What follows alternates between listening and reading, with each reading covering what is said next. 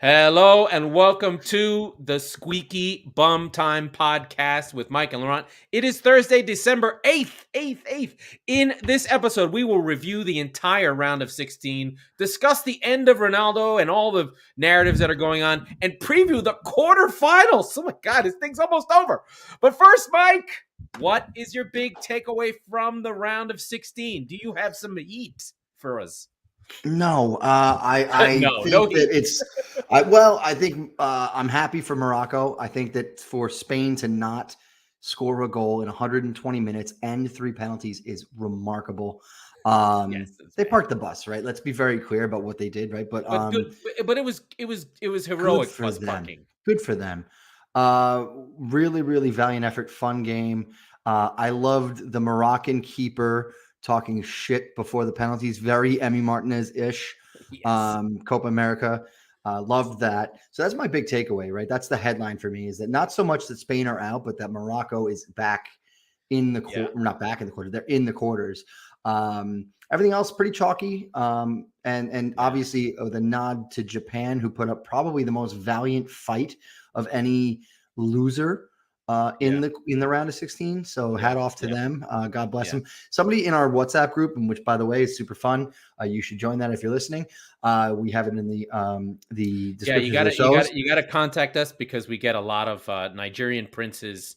If you guys want to make so much money really fast. Anyway, that's not the point.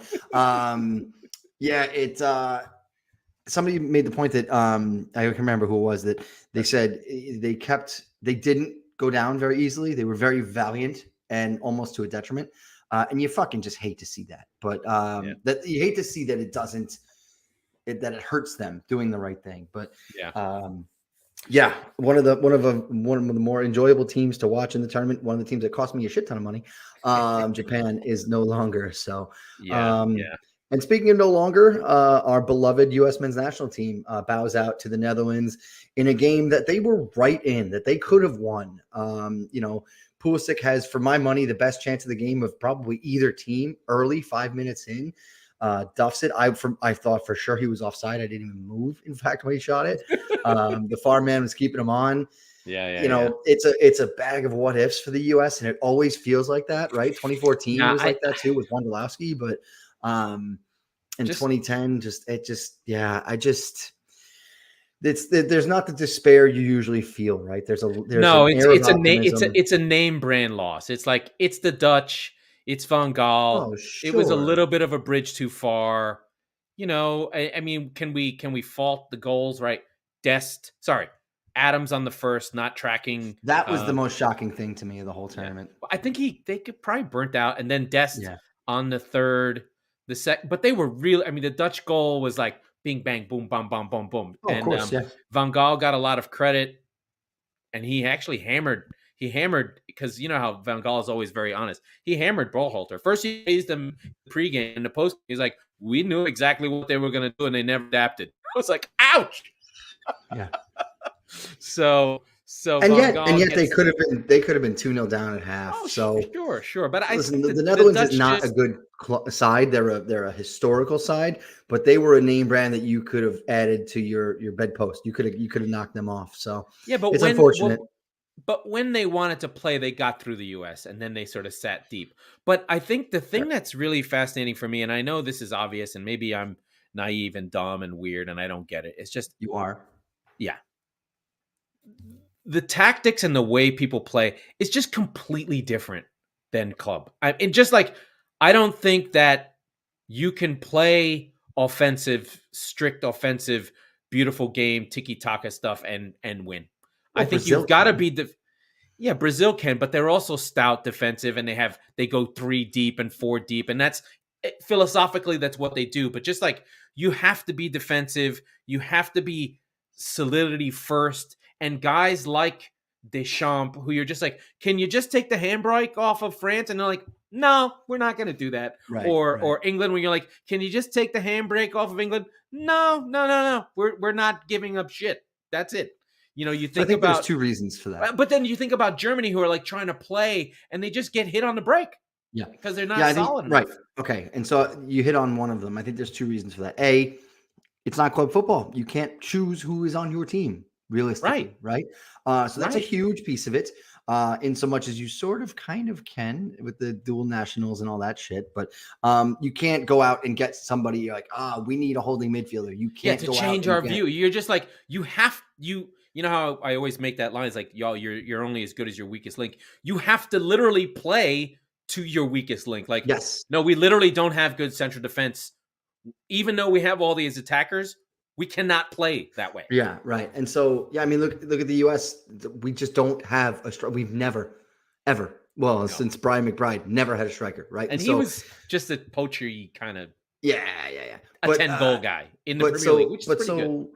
You don't have that piece. That is, for me, what our downfall was. We had other issues. I'm not saying we're flawless by any stretch, but if you have a striker, you're much more lethal. I do want to give credit to, and I think I said this in my preview, you weren't able to be there. It was just like, Sargent is actually good. I think that's the sort of thing I take from it, is just considering what our options are, really. Not that he's good, he's a world class, but he ran the channels, he pressed defenses back, he held up the ball. And what I noticed in the game was there were a couple of times when we'd get down the wing or try and throw a ball in, there's nothing that could stick. There was nobody to sort of like just be a presence the same way, like he could become a shit Giroud, right? As I sort of think about it, like Giroud just basically set the record for goals for France. He's nobody's business of a great striker, but he runs the channels. When he gets chances, he finishes, and he allows all the Dembeles and he allows all that other stuff to happen because he's just like, okay, these two center backs is this giant, most Adonis person there. You have to respect him. He's making runs. He's putting pressure on. And I thought Sargent did that well. And I think in the England game, it showed. And especially in the Iran game, he was putting himself around, getting into the corners, getting to the byline, and just generally being there. And I think, as a City fan, having Haaland now and not having him before, that shit matters. And I think he gets my nod as like the underrated performer for the team.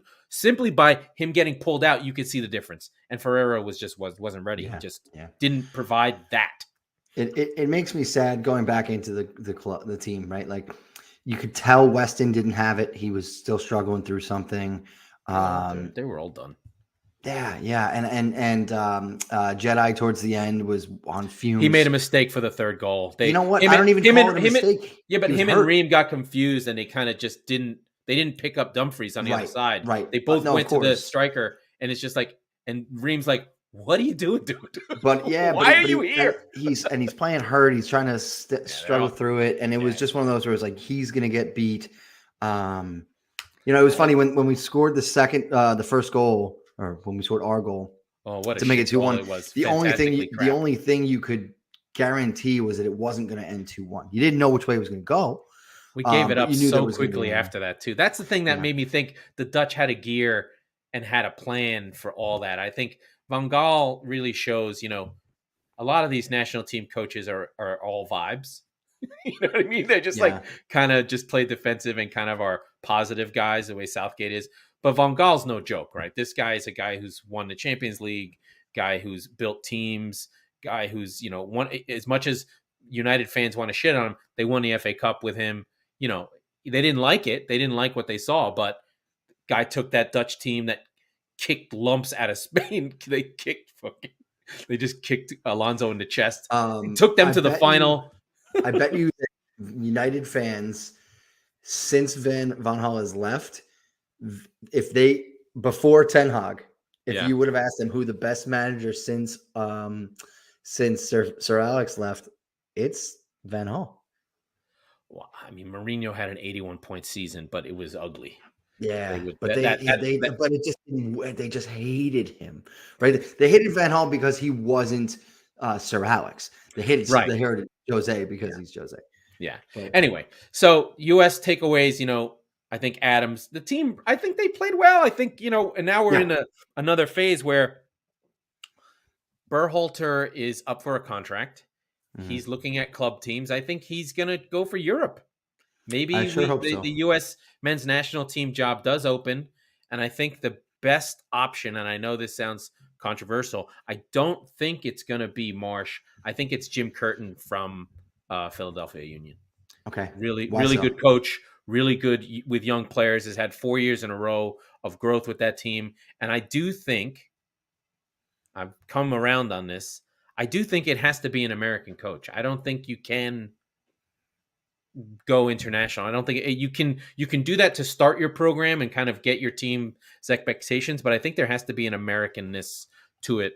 I think Marsh will stay at Leeds. That's the only reason. If Marsh is available, I think Marsh stays at Leeds. My expectation is that in the next 2 years, Marsh gets fired because the team's not good enough. Right.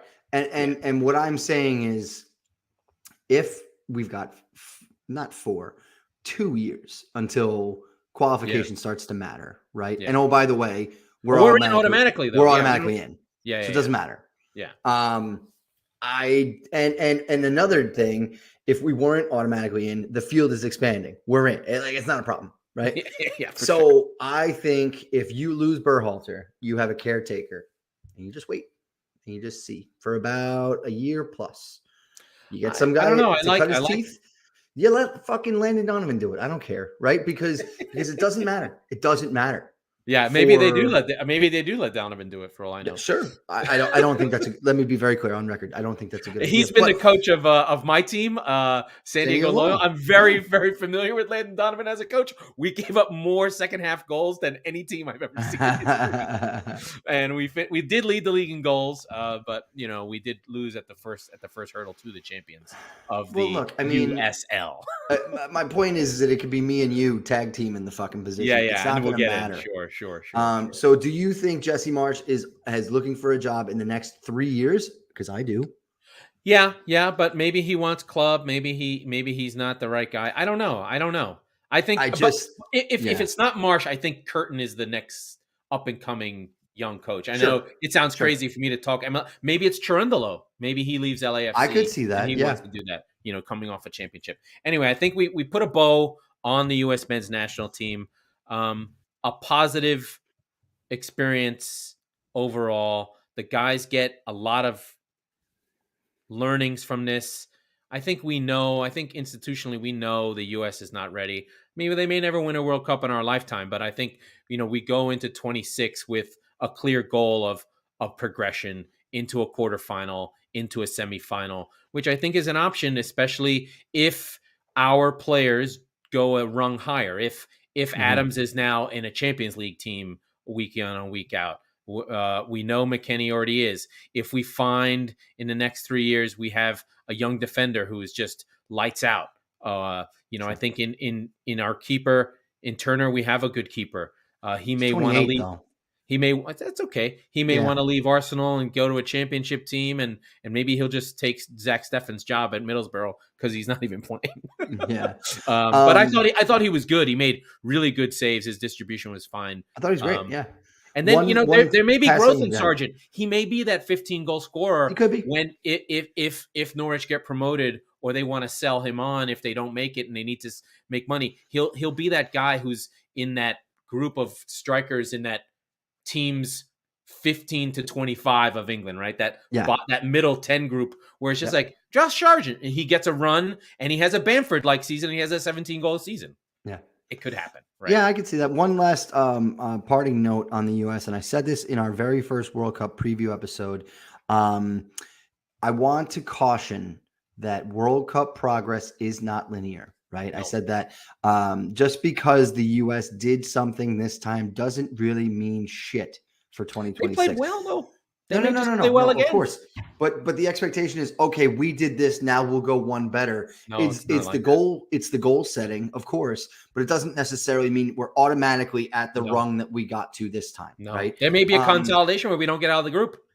Well, and now I'll back that one. I'll backtrack 1 second, like I said before, and say 2006. We're going to get out of the group because the group is going to be shit, and we're going to be a pot one team. Yeah, right. We're going to have that advantage. We're going to the groups are going to be diluted. So my expectation is not even the round of 32. My expectation is getting back to the round of 16 for 2026. That's my because of thinking about how the tournament's going to be laid out.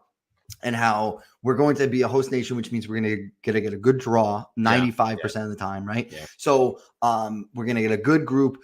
and hopefully, I don't know how the knockout stages are going to be. I think it's unclear. They're assuming threes, but it sounds like people are just like this 4-team 3 thing was really cool. Maybe we can find another way. Anyway, let us go to Spain, Morocco, because that was the biggest upset. Mm-hmm. Not a great game per se, but we just have to talk about two things. Let's start with Spain.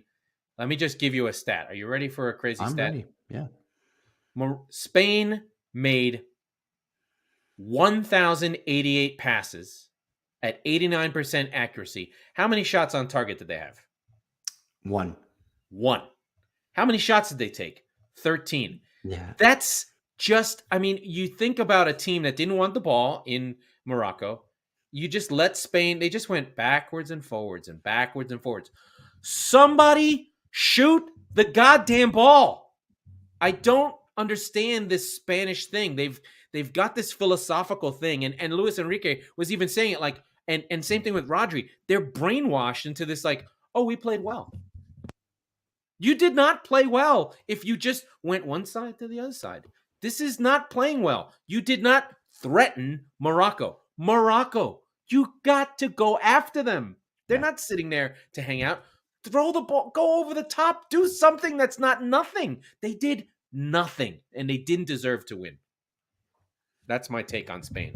You've got to change it up. This is the Pep Guardiola problem, right? When Pep would drive me nuts and City would have those games, you'd be like, oh, they didn't score in the first 15 minutes. We're going to be fucking around for the next hour. More the Barcelona Pep when he sort of actually spread to Spain and had us frozen in that version of Spain.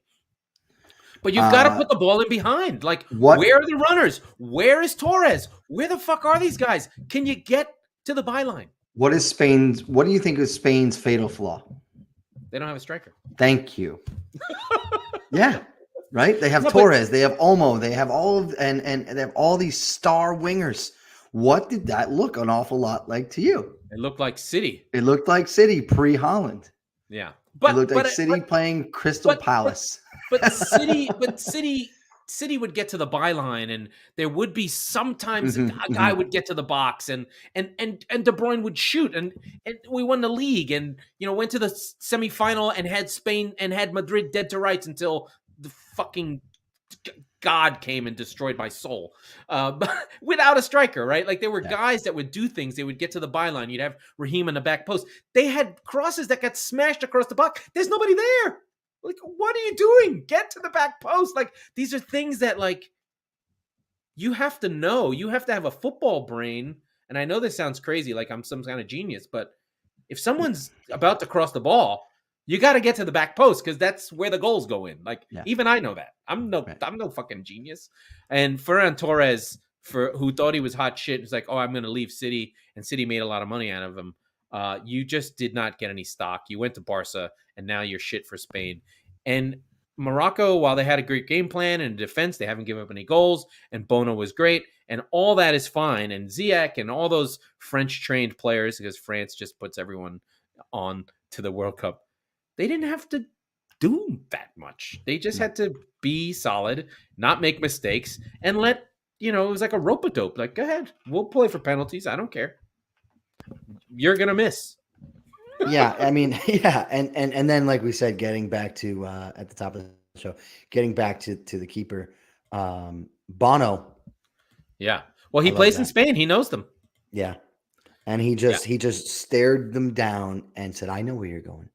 The other thing was, and I think this is an interesting part, is just like, as the teams go out, the Arab countries are rallying around the Arab teams.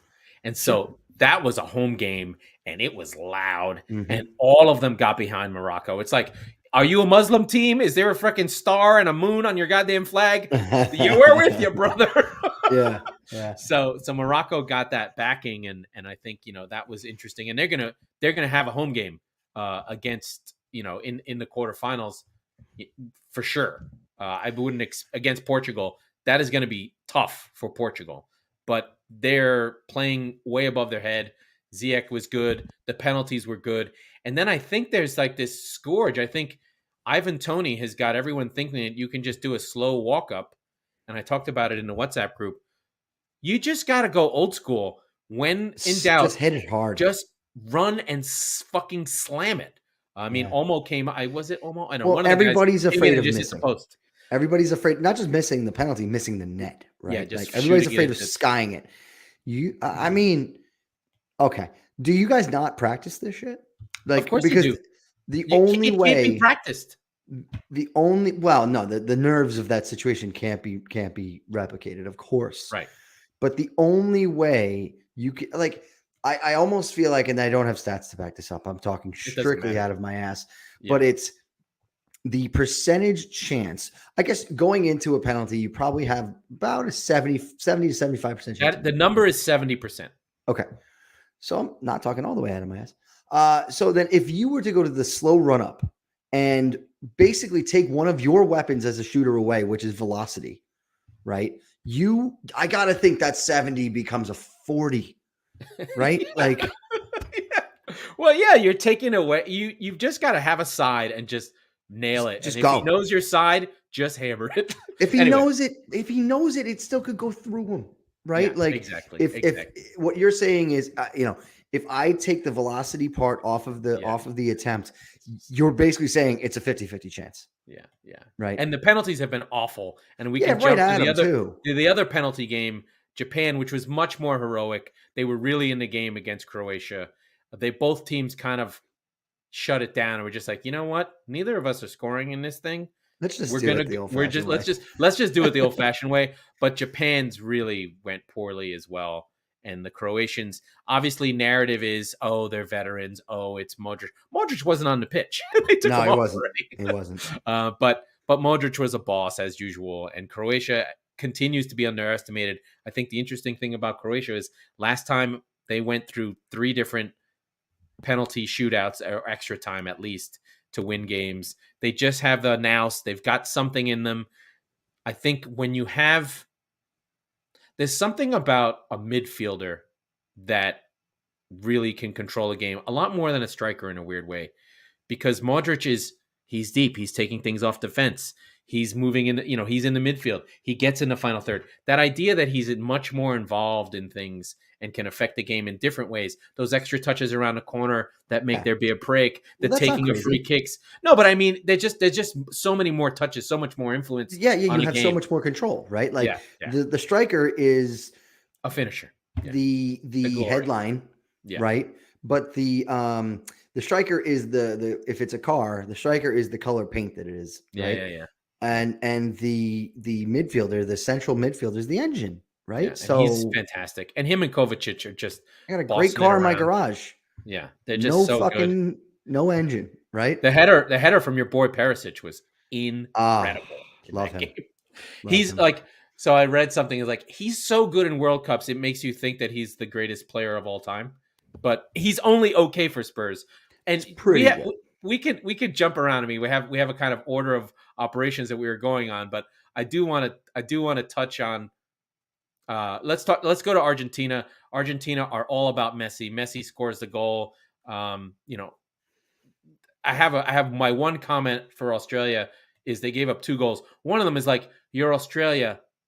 You have Matty Ryan in goal, who was fired by Graham Potter at Brighton because he couldn't play out from the back, and you play out from the back. Yeah. What the fuck are you doing? Yeah. You're Australia. Just don't do that. Yep. So this is a pet peeve of many and all. You just don't. You're it's Julian Alvarez all over his ass. Like, what are you doing? One thing I'm surprised about as it pertains to Argentina is there's not more of a groundswell for pro Messi. I was expecting that. I feel that in a weird way, I'm glad the US isn't playing them on Friday, so I can be like, go Messi. I want Messi to take down Netherlands, Brazil, and you know what? I want him to beat a Ronaldo-less Portugal in the final. That would be fucking amazing. Yeah. I mean, I'm pulling for him. The reason why, and you know this, my thing about Messi is this: I'm a Messi guy. The narrative around Maradona, I understand he's more famous. I understand all that. Can we really just admit that he's living off 3 minutes of footage from 1986? I mean, he's frozen in time. I'm sure that, you get all these stories. I'm just like, I get it. I understand that.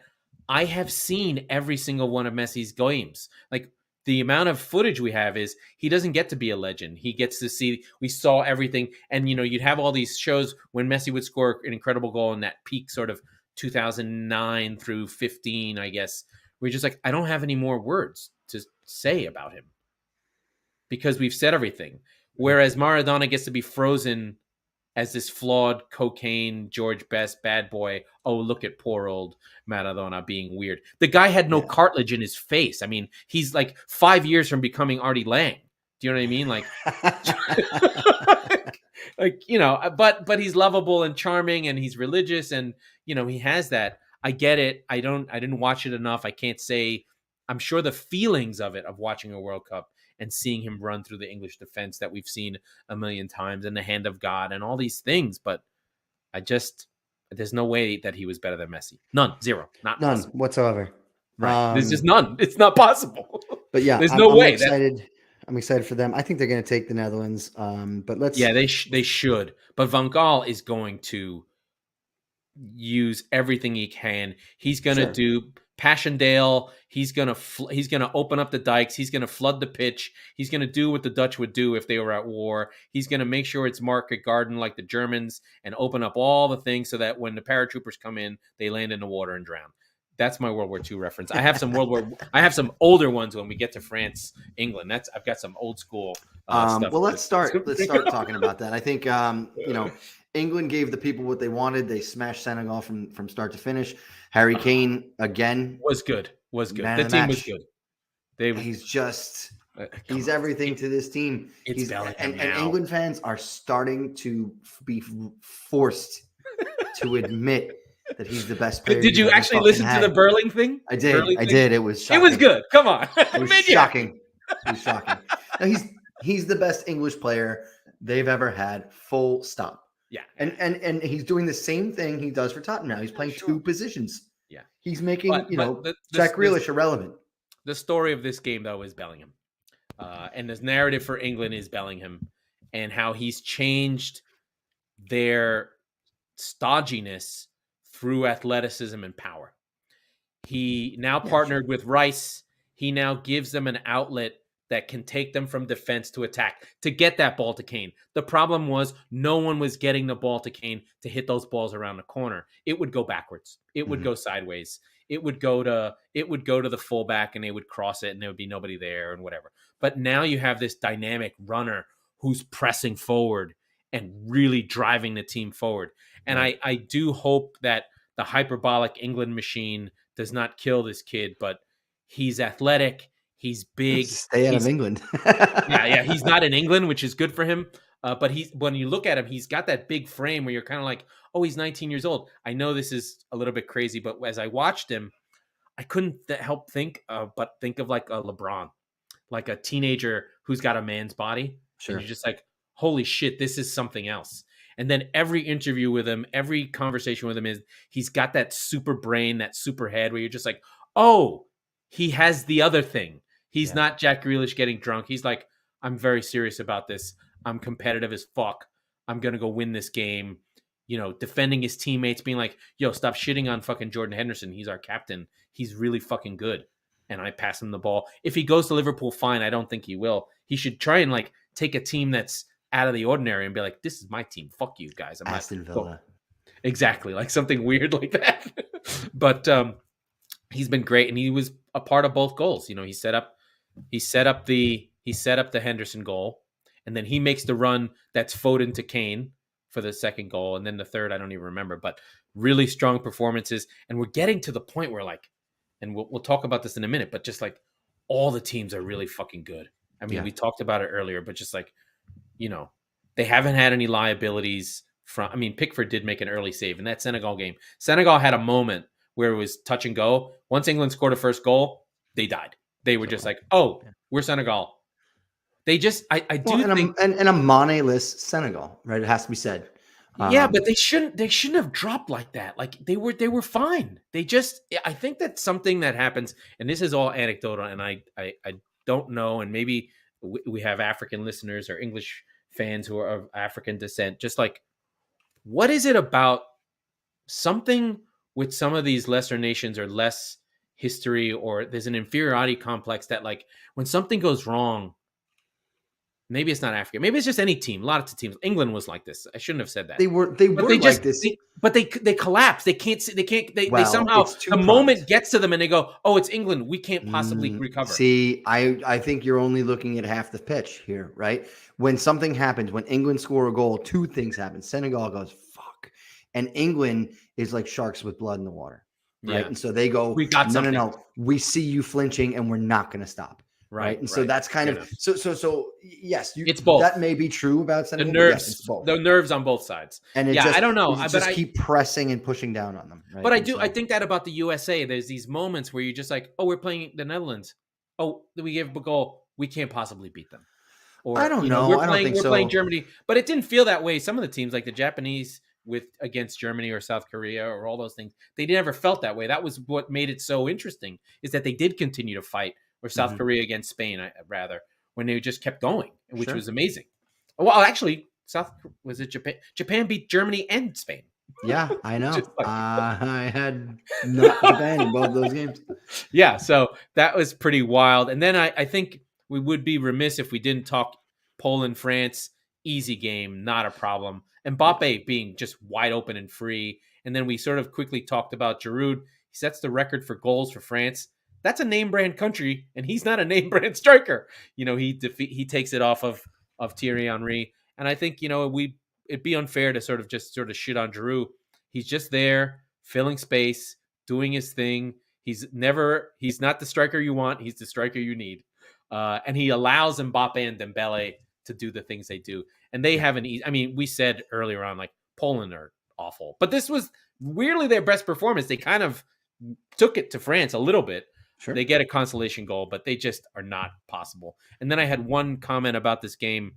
I'm starting to wonder why the fuck Deschamps plays Griezmann constantly and doesn't stop, but I have the reason. He actually is a striker who defends. He always is back in defense, little fucker. Anyway, France, I do worry about your boy Lloris.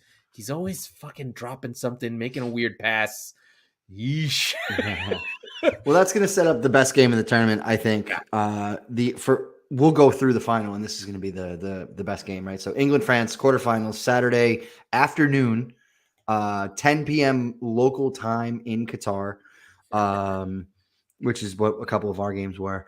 I mean, of the four quarterfinals, that is the headline, and it's really. It's 14-15. It's the Battle of Agincourt. It's France, England. It's their first World Cup meeting ever. Who is Harry Kane, Henry V?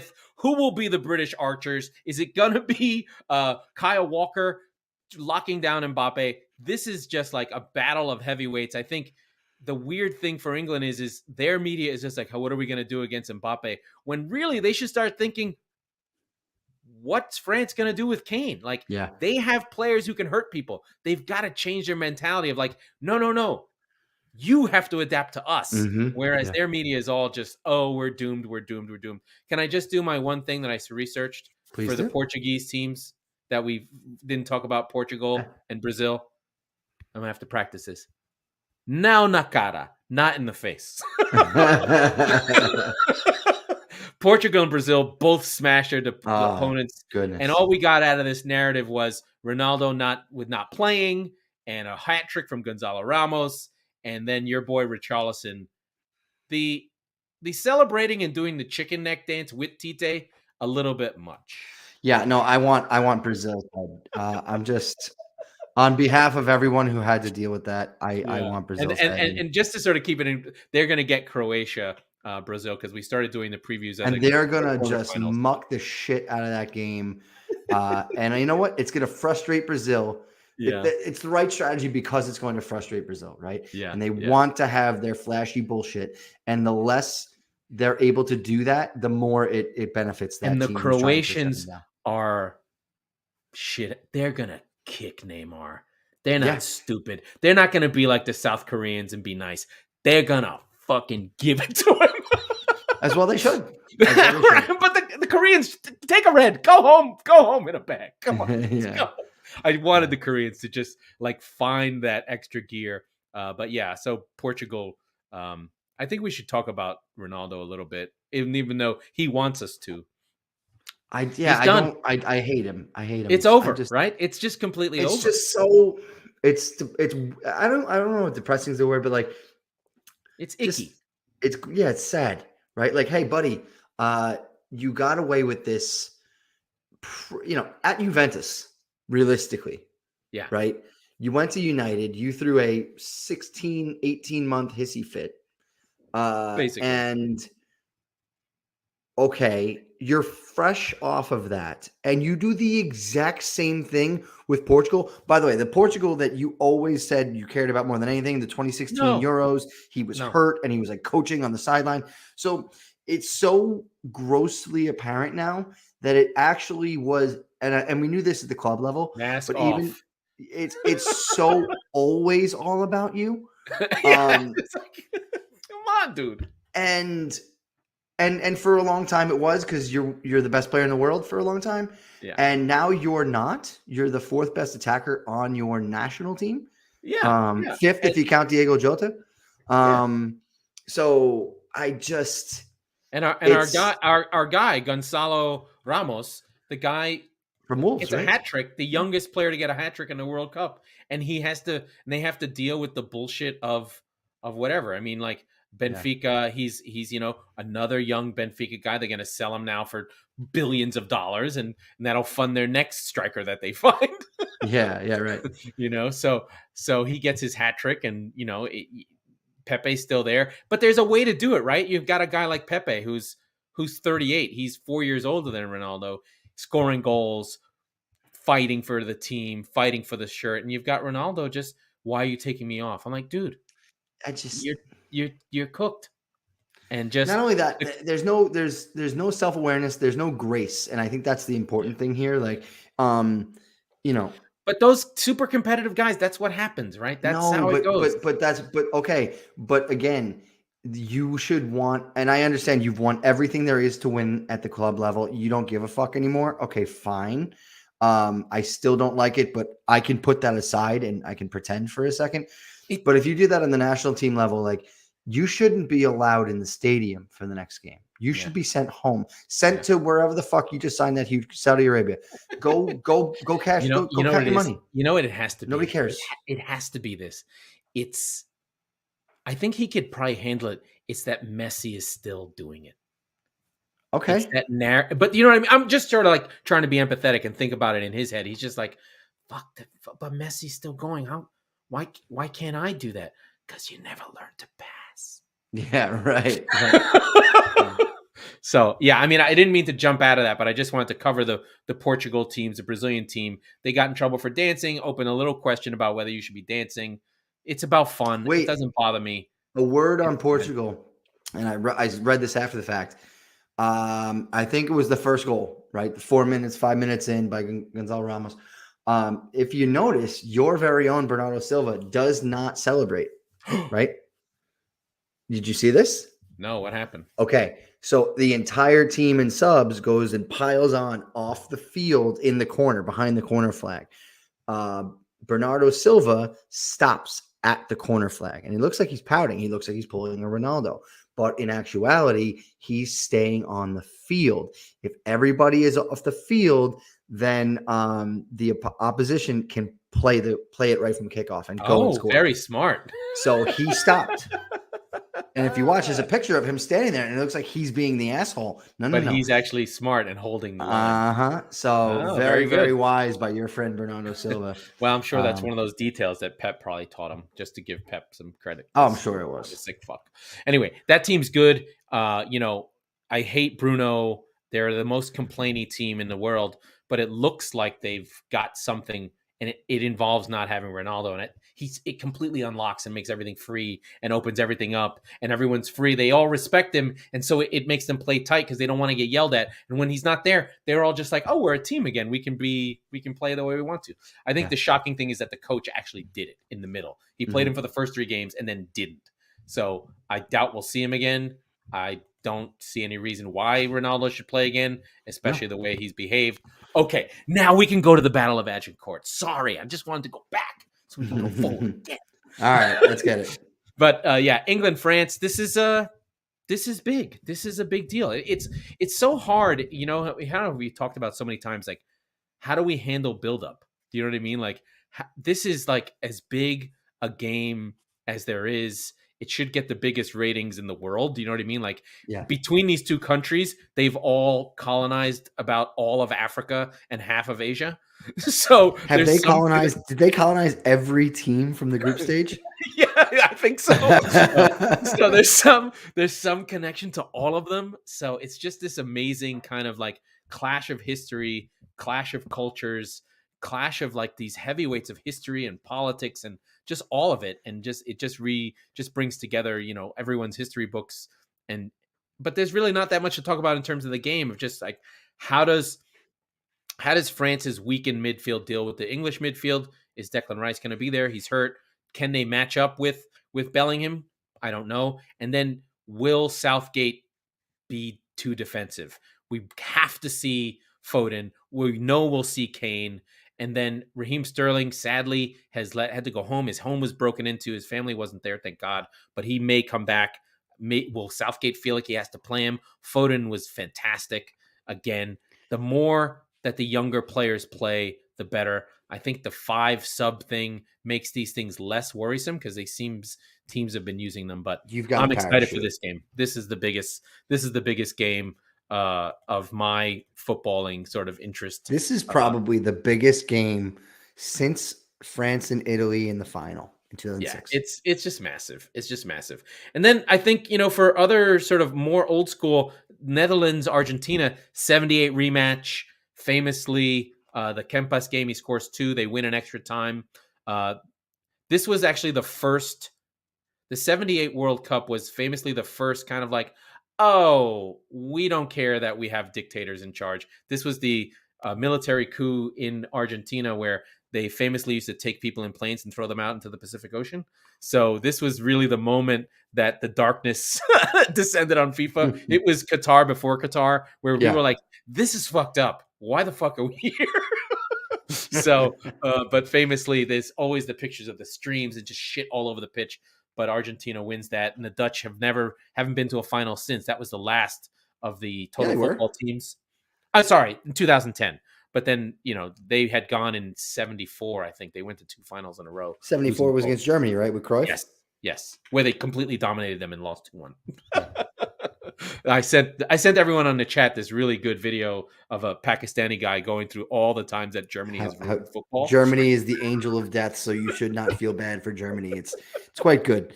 One omission from that I did expect, and I suppose I shouldn't be expecting Pakistani men to remember this, but one of the things he mentioned was going through South Korea in South Korea in the 2002 semifinal. Well, to get there, they needed a bullshit handball off of Michael Ballack against the United States of America, I believe in the quarters. Yeah, I wouldn't expect a Pakistani guy to give a shit. I'm still mad about that. In 7th grade, I fucking ruined my whole day because the game was on at like 5:30 a.m. Yeah, those Asian World Cups are never a good time. But yeah, I mean, I think the weirdest game here. And then we have two. We've got Argentina. We've got the Battle of Agincourt we do in France versus England. We've got this rematch of the 78, and then we've got 2 funky matchups where it's clear the not in the face. What was the word I said? Now na cara. We have Portugal versus Morocco and Brazil versus Croatia. I have more faith in Croatia, but there's a lot of minutes in the legs of the Croatians. They're old. They're tough, and can they even hang with Brazil? Every minute it stays 0-0. Every minute it's tied. Every minute there's a problem, I think is good for Croatia. They've got to muck this thing up. They have to go full Diego Simeone style. They've got to go, we can't run with these dudes, so we have to make it ugly. Mm-hmm. And, you know, as much as we don't want to see that, I want to see that. The Croatians are they're gonna be lying down on the ground in the first minute. And if it were any other team left, or any other team probably in the entire World Cup, I would not want to see that. I would be like, that sucks. This is a waste of 2 hours.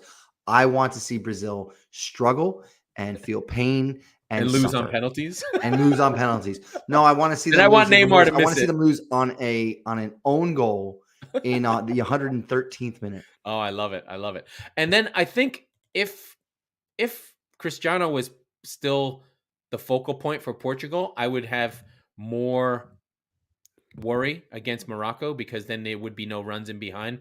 But if Ronaldo's not going to play, I think they can handle Morocco. You know, and Morocco's really good defensively. That's their thing. You know, they haven't given up a goal. That was an interesting start. I was very surprised it wasn't Rafael Leao. Yeah, he's been coming off. He got a goal in the end. He got a goal in the 92nd. But and that's not a criticism. Obviously the kid scored a hat trick, but I was very surprised that A, it wasn't Ronaldo, and B, it wasn't Leao in place of Ronaldo. But yeah, so I think that, you know, like you said, this is one where the 5 subs win the game for Portugal if they haven't already, right? You know, that's one thing. By the way, that's one thing I haven't. It really hasn't been discussed. And now that we're in this final grouping and we see all these big heavyweights, aside from Germany really not making it and Italy not making it at all, the 5 sub thing really hasn't been discussed that much as hey, the teams that are deep should have a huge advantage. Yeah. So someone like England, it's easier to keep the team on side. I think one thing that Tite has done with Brazil, and people are like, why are you doing this? He has gotten every single player on his 26-man roster play, even the third goalkeeper. So how do you manage your team? You have a much better shot now to get everyone involved. You have all these options. You can redo your whole front line. These are things that were completely, you couldn't do. And so you had more risk. And I think you can really change things now that make it a big difference. And probably in the future, we'll probably see more and more bigger teams. I mean, the big teams win all the time. There's only been 6 different champions, right? I think. Here's one for you. We didn't have to worry, but he did come on, right? But if it's a tight game with Morocco, they're hanging tough like they did to Spain. Does Ronaldo come on? Do you give him the opportunity to be the hero? If there's penalties, you bring him on. Right. Well, okay. But okay. But I don't know. I don't know. Point if it's 0-0, right? If it's 0-0, and let's just pretend it goes 0-0 120 minutes. If it's 0-0, what minute do you bring him on? I think it depends on the state of the game. I think it depends if it's You're one of these have things. Control though. Right. That's what I mean. If it's like crossing the box time and you don't have to press them really anymore, and you just need someone that if it drops to them, you feel 90% sure he's going to hit it and put it in. I think you've got to allow that narrative to happen. So yeah, I think you can't deny, especially if the other guys are getting tired. You put him in, and 85. Let him play the extra time. You'd wait that long. If it's 0-0, right? I'm not going to give him. Not going to give him a half an hour. You've got Leao, you've got Ruben Neves. If you want to try and control things in the midfield, Joao Cancelo didn't even start for this team in the last game. So you've got a lot of attacking adjacent options, right? Vitinha. So but it's Cristiano. You bring him on late. You get him. I know. I'm not saying I'm playing devil's advocate to an extent. I don't know the answer. But I think if it's 0-0, can you imagine he scores a goal to put them through? It would be amazing. And if it's 0-0 in the 70th minute, I think and depending on, let's just pretend it's the same lineup. You don't take Bruno off because he's a penalty taker. Can you take Ramos off? I guess, right? Like, I would assume that it would be a like for like thing where it's somebody who run and they're then it would be Ramos or Felix. Yeah, I would not trust Joao Felix for penalties. I just don't get a sense that he's. Yeah, that's fair. But you're not thinking about penalties. You're thinking. Thinking about winning a game. Yeah, I wouldn't. Minute. I don't know. These are why coaches are amazing. There's 50 minutes left in that game, theoretically. Yeah, I think I'd bring him on. Maybe 80. Maybe just to see, just to change it up if I don't feel like anything's happening. But you have to know that the second you put Cristiano on, he becomes the focal point of the team. So you have to have players, like it has to be kind of like Bruno's already off. Because if you know what I mean? Like, no, I think Bruno stays on because then he facilitates that. Yeah, but he sucks when Ronaldo's playing with him. Yeah, that's fair. All right, here's a fun one. Yeah. In the 4 quarterfinals, Yes. who is the player who shockingly misses a penalty between the Netherlands, Argentina, Croatia, Brazil, England, France, and Morocco and Portugal? Well, it wouldn't be a shock because Messi misses penalties all the time. Oh no, He does. I know he does. I know it wouldn't he be a does. shock. It wouldn't be. I think that, to be fair, the biggest shock would be if Kane missed one. Don't you bring that evil on me. All right. I don't care. I don't even want England to win, but I'm going to have to fucking hear about it. Because you know what? He's white. So it's not even like it's racial abuse like it was with Saka. Okay. It would just be abuse. It would just be abuse. Traditional good old white man abuse. Yeah. I'm going Neymar. Oh my God. That would be great. He would. Oh, it would be beautiful. Oh God. It would be amazing. I certainly hope he missed. I loathe. I mean, if there is a player I loathe in soccer more, it's definitely Neymar. Has anyone gotten less out of more? Like, just no. Just Diego fuck you Costa.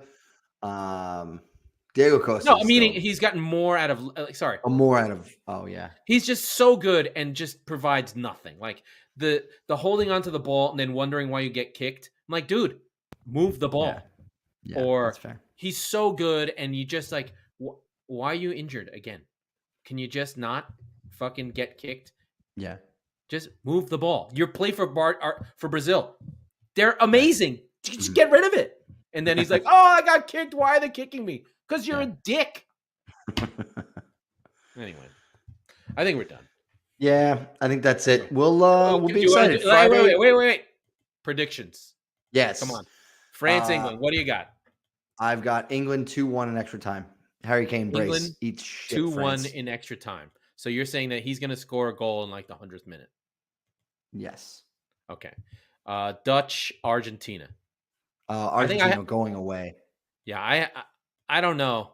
I think this is like a 1-0 kind of thing with Messi. I think it's all Messi, and he gets something late, and they get it done and put out the Dutch. I would love that. I think they score early, and they do what the U.S. could have done to the Netherlands. I think they get one early. I'm pretty sure you have England in the final. Yes, I have England winning it, actually. And I have Argentina in the final. So let me not make sure I don't make a prediction that kicks my team. I think the predictions we had were I think we set them up incorrectly because I did it on the fly when we were fucking around with the show. But no, I think Argentina does to the Netherlands what the US wishes they had enough talent to do, and I think they win 3-1. Yeah. Okay, you think Argentina 3-1, even though they haven't scored more than 2 goals yet. Anyway, okay, Morocco, Portugal. I think this is a massive mismatch. It is tough to see.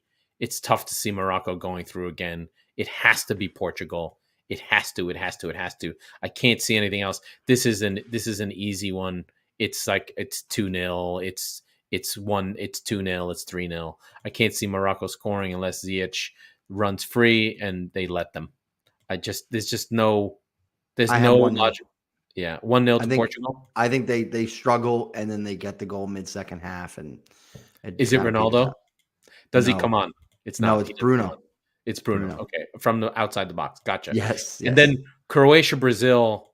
Is this non-face? Well, let me see if I write it. Let me get it. 0-0 Croatia in penalties. Now Nakata. No, it's not now Nakata. It's not Nakata. It's Nakata for Brazil. So it's in the face for Brazil. You're saying Croatia is going to get through Brazil on penalties. 0-0. Wow. I am. Amazing. Okay. All right. That was the Squeaky Bum Time podcast with Mike Salerno and Laurent Cortines. We are the football wing of the Chop Sports Network. We record on Tuesdays and Fridays, but it's been getting loose during the World Cup. So be sure to subscribe wherever you get your podcast. We'll likely pod on Sunday or Monday, not Thursday, so you never miss an episode. If you're listening on Apple, please rate and review the show. Thank you, everyone in England. Thank you, Fan Hub. You are dreams to work with. In fact, you never ask us to do anything. Amazing. Battle of Agincourt, 1450.